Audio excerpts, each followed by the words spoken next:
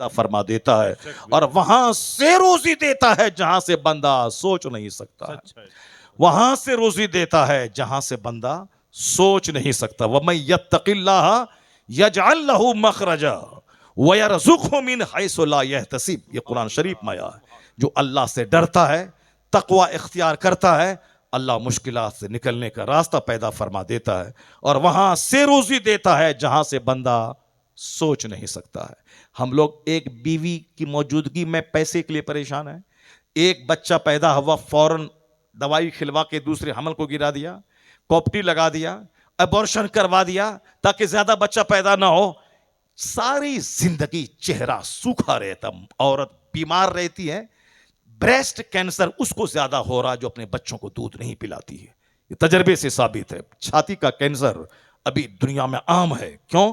اس لیے عام ہے کہ اپنی خوبصورتی کو بچانے کے لیے اپنے بچوں کی زندگی کو تباہ و برباد کر دیتی ہیں ڈبوں کا دودھ پلانے کے لیے، اور اپنا حسن بچانے کے لیے وہ دودھ نہیں پلاتی ہیں تاکہ جوانی ڈھلے نہیں. بریسٹ کینسر 80% دودھ نہ پلانے کی وجہ سے ہو رہا ہے.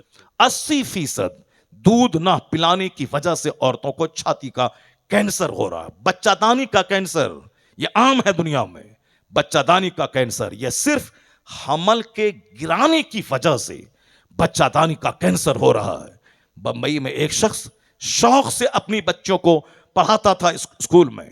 پی جی کرنے کے بعد ماسٹر کی نوکری ملی، شادی ہوئی. شادی کے بعد شوہر جب شادی اس کی ہوئی تو پھر کیا ہوا کہ بچہ دانی کا کینسر ہوا. ڈاکٹر نے کہا کہ کثرت سے حمل کے گرانے کی وجہ سے بچہ دانی کا کینسر ہو گیا. چونکہ اب غلط ڈھنگ سے صحبت کری، پھر اب بے عزتی کے ڈر سے دوائی کھا لیا، پھر صحبت کیا، پھر بے عزتی کے ڈر سے دوائی کھا لیا، پھر صحبت کری، پھر بے عزتی کے ڈر سے دوائی کھا لی. بچہ دانی کا کینسر ہوا، اس کو نکالنا پڑا. ابھی وہ زندہ ہے مگر وہ شوہر اس کو طلاق دے دیا. اب سے کون شادی کرے گا؟ جب کوئی اولاد ہی نہیں ہوگی اس سے کون شادی کرے گا؟ اب تنہائی کی زندگی گزار رہی ہے. باپ بیچارہ مر چکا ہے. کاش اگر اپنی بچی کو وہ تعلیم نہیں دلاتی جس تعلیم کے دلانے کے بعد صاحب وہ آزاد ہو گئی. جاہل رہتی، نہیں وہ پی جی کرتی، صرف قرآن شریف پڑھ لیتی، بہار شریعت پڑھ لیتی، کچھ نہیں ملتا، کنیز فاطمہ بن کے زندہ رہتی، مرنے کے بعد جنت الفردوس چلی جاتی. بے شک، سبحان اللہ سبحان اللہ. یہ صاحب نوکری کرنے کے شوق میں آزاد ماحول میں دے کر اپنی بیٹی کو دنیا میں بھی مصیبت کی آگ میں جلنے دینا اور مرنے کے بعد جہنم کی آگ میں جھونک دینا، یا کسی بھی طرح شفقت نہیں ہے اور کسی بھی طرح اولاد سے ہمدردی نہیں ہے. اولاد سے سچی ہمدردی یہ ہے کہ دنیا میں شوہر کے پاس عزت سے رہے، مرنے کے بعد مصطفیٰ کی جنت میں رہے. اس کے لیے وہی راستہ دکھانا ہے جس راستے پہ چل کے ایمان سلامت رہے، عمل سلامت رہے، عزت سلامت رہے اور کلمہ پڑھ کے دنیا سے جائے تاکہ جنت بھی سلامت رہے. بے شک، سبحان اللہ. اس کے لیے بزرگوں کی زندگی کا مطالعہ کرنا، گھمنڈ چھوڑنا ہوگا. غرور کرنے والوں کو میں اتنا ذلیل ہوتے ہوئے دیکھا ہے. بیٹا مسہرنی کے ساتھ بھاگ رہا ہے، بیٹی کسی چمار کے ساتھ بھاگ رہی ہے، سارا گھر اجڑ گیا. یہ گھمنڈ میں چور ہے کہ میرے پاس بہت پیسہ ہے، میرے پاس بہت مکان ہے. اس لیے یاد رکھنا خلاف پیمبر کسے رہ گزید کہ ہرگز پا منزل نہ خواہد رسید. مصطفیٰ کی تعلیمات کے خلاف جو بھی جیے گا نہ دنیا میں سکھ ملے گا، نہ مرنے کے بعد خدا کی جنت ملے گی. بے شک. نعرہ تکبیر، نعرہ رسالت. حضرت علامہ مفتی شہر رضا خان صاحب قبلہ. دونوں جہان کا سکھ مصطفیٰ کی غلامی میں پنہا ہے، دونوں جہان کا آرام اور دونوں جہان کی ذلت اور رسوائی مصطفیٰ سے ہٹ کے جینے میں ہے. چاہے کوئی یہ کھلا ہوا کافر جیے یا چھپا ہوا کافر جیے، جو بھی نبی محترم کی مخالفت کرے گا تباہی اور بربادی کا منہ دیکھنا پڑے گا. اب ذرا غور سے سنیے. جس کے سینے میں گھمنڈ ہے، جس کے سینے میں غرور ہے، باتیں بیچ بیچ میں آتی رہیں گی بہت ساری، چونکہ بات سے بات پیدا ہوتی رہیں گی، مگر ہم اپنے ٹریک پر رہیں گے اور اس ٹریک پہ رہیں گے. ٹریک پر ابھی پہنچے نہیں، گاڑی ہماری ابھی سٹارٹ ہوئی ہے. ٹریک پہ پہنچے گی جب میں سرکار غوث اعظم کی زندگی کا چیپٹر میں کھولوں گا، اس وقت میری تقریر کا آغاز وہاں سے ہوگا.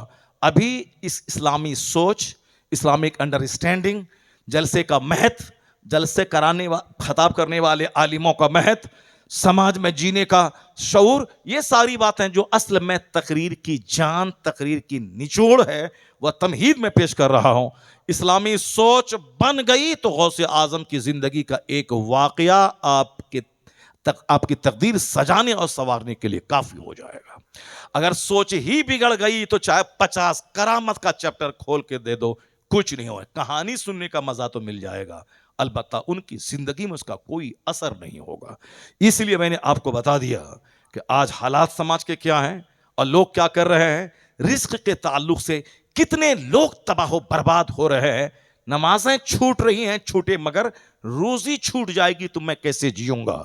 ایک بیوی 2 بچہ، اسی میں چہرہ ہے کالا، مارے پھر رہے.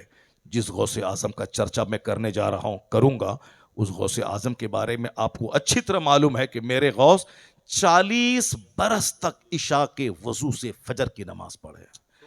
40 برس تک عشاء کے وضو سے فجر پڑھے. کب؟ 4 بیوی کی موجودگی میں. 4 بیوی کی موجودگی میں. یہ تو ہندوستان کے جاہلوں کا مسئلہ ہے کہ ایک سے زیادہ جہاں بیوی کیا تو اب اس پر عیاشی کا داغ لگ جاتا ہے. جو پڑھا لکھا آدمی ہے وہ بھی اس کو عیاش کہہ دیتا ہے. کوئی نہیں بولتا ہے کہ سنت پہ عمل کیا یا 4 عورتوں کا بوجھ انہوں نے اس زمین سے ہلکا کر دیا. جو بیچاری کنواری ہیں، 40 سال عمر ہو گئی، یا جن کا شوہر مر گیا، بیوہ ہو گئی، چلو اس کا بوجھ ہلکا کیا. نہیں، ادھر عورت بھی پولیس تھانے میں چلی جاتی ہے کہ میرا شوہر شادی کر لیا. اس کا باپ، اس کی ماں، سب جا کر کے پولیس میں کیس کر کے اس کو جیل میں ڈلوانا چاہتا ہے. چونکہ شادی کیوں کیا؟ یہ تو ہندوستان کے سوکھے ہوئے مسلمان جس کا چہرہ کروڑوں کمانے کے باوجود بھی سانولا رہتا ہے، یہ اس کی کہانی ہے. ورنہ آج بھی عرب ممالک میں جس کے پاس ایک بیوی ہے وہ مسکین مانا جاتا ہے، وہ غریب مانا جاتا ہے، اور جس کے پاس 4 بیویاں ہیں وہ سماج کا زبردست دبنگ طاقتور اچھا انسان، مالدار مانا جاتا ہے. اسی گجرات میں جام نگر ہے. جام نگر کے قاضی سلیم باپو ہیں، نام بھی سنے ہوں گے اور آپ میں سے بہت سے لوگ دیکھے بھی ہوں گے. زبردست طاقتور، اور صاحب ہمارے جیسا 2 آدمی ان میں سما جائے. اللہ نے وہ صحت دی ہے، طاقت دی ہے، خوبصورتی دی ہے. وہ بیان کر رہے تھے کہ میں، چونکہ وہ سال میں 2-4 بار مدینہ چلے جاتے ہیں اور ہر سال لگاتار 25-30 سال سے وہ حج کر رہے ہیں. 40 بار حج ہو چکا ان کا. عمرہ کتنا ہوا ہے کہ وہ تو انہی کو معلوم ہے کتنا ہو گیا، کیونکہ سال میں کئی بار جاتے ہیں. بغداد کتنی بار گئے اسی کو معلوم ہے. وہ اپنی کہانی بتا رہے تھے کہ مسجد نبوی میں بیٹھا ہوا تھا ایک عربی، چونکہ وہ دیکھا سمجھا کہ یہ بھی عربی ہوگا، موٹا تازہ خوبصورت تھے، اسمارٹ، تو سوچا کہ یہ بھی عربی ہوں گے. انہوں نے عربی میں ان سے پوچھا